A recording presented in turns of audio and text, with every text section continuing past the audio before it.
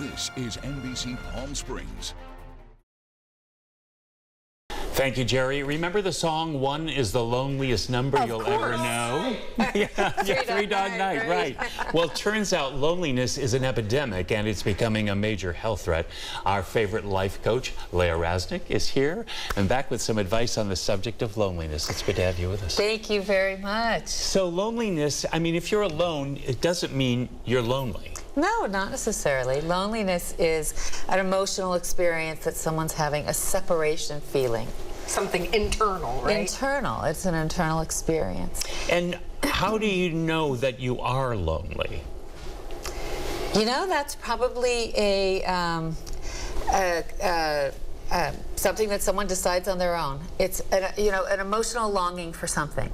I would call loneliness. And that's really the loneliness for a connection with other people, right? Right. Or animals. Right. A sense of being disconnected, a sense of being empty, a sense of longing for something that's not present. And why is it an epidemic in this country? Well, I don't know that it's actually classified as an epidemic, but I know that the statistics show that half of all Americans, or close to half of all Americans, feel loneliness at some time. Yeah. So why is that happening? Well, we've got a number of things that come into it. We've got a social media connection where everybody's showing their best selves.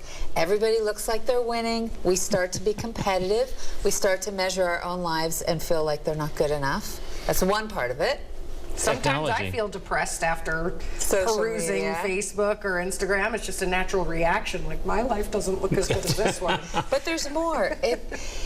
We've forgotten how to connect face to face. We don't have permission anymore to talk to somebody, to talk to strangers.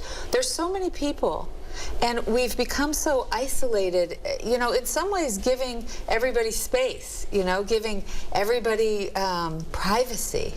And we are no longer speaking to each other as a community. Well, isn't social media part of the problem with this? Is that people don't know how to communicate face to face anymore. It's like, well, you know, you pick up the phone and you dial and you go, God, I hope I just get voicemail, you know, rather than having to really talk to somebody. Right, yes. I think that it has added to the problem.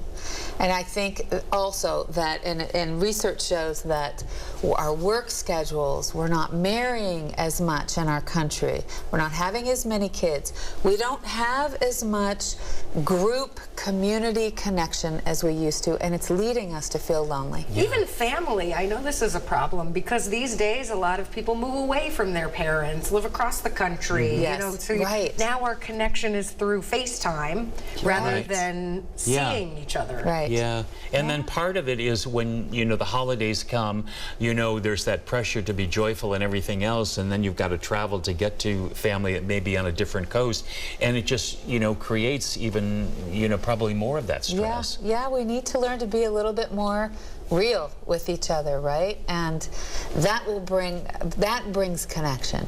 Even that, you know, I'm stressed, I had to travel, I'm glad to see you, there's a little family stress, let's talk about it. We've become very isolated and very internal. Yeah, we've got to get better connected with each other. You know, internationally, we're doing much better at solving this problem. We've got some, but not here. But not here as much. All right, well, Laya, as always, you always have good topics and important ones that we need to stop and think about. Thank you. All right, we'll take a break and we'll be right back. We're going to talk about the Pirates of Penzance. Can you sing? No. Okay, good. We'll be right back.